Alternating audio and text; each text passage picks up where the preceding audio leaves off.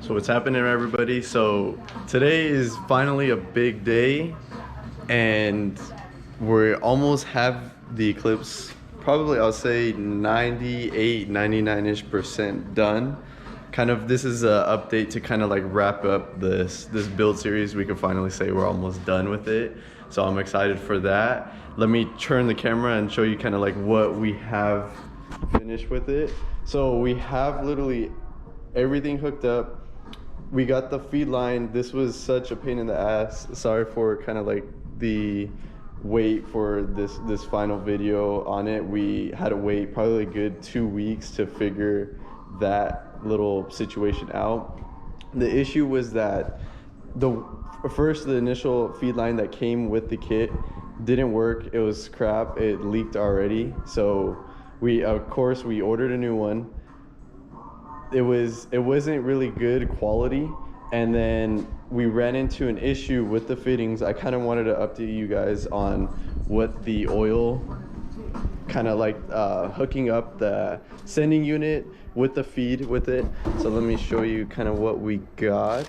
So we got this specific type of T. So this adapter goes into the block behind the block where the OEM sending unit goes to for the car. So this takes the place of it.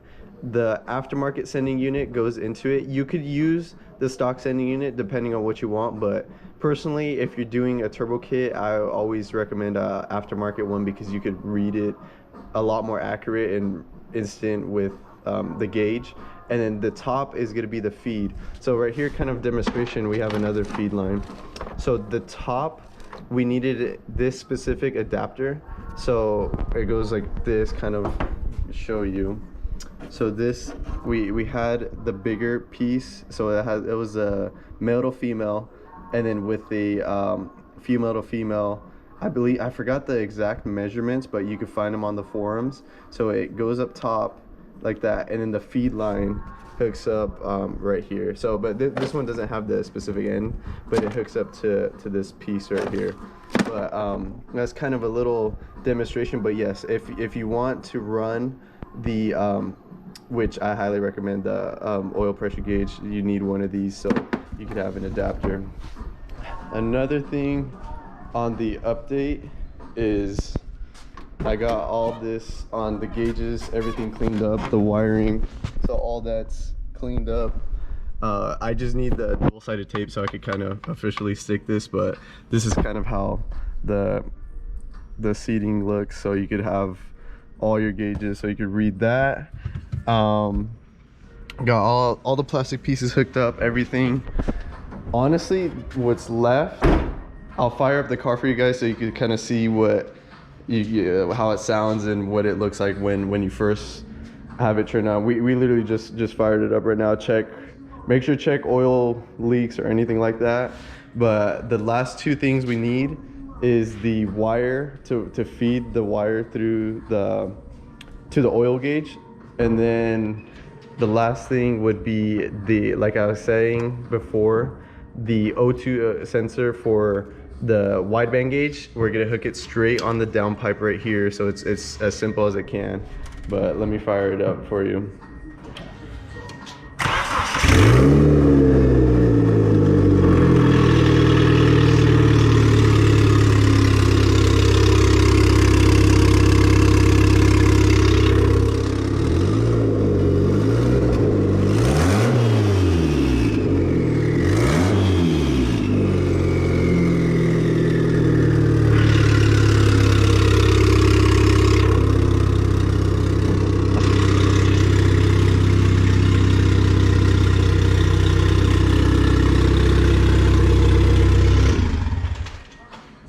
So honestly, it sounds super good. It just depending on what your exhaust setup is, and like that one is just straight, literally just straight down. So there's no actual exhaust. It's just basically a downpipe.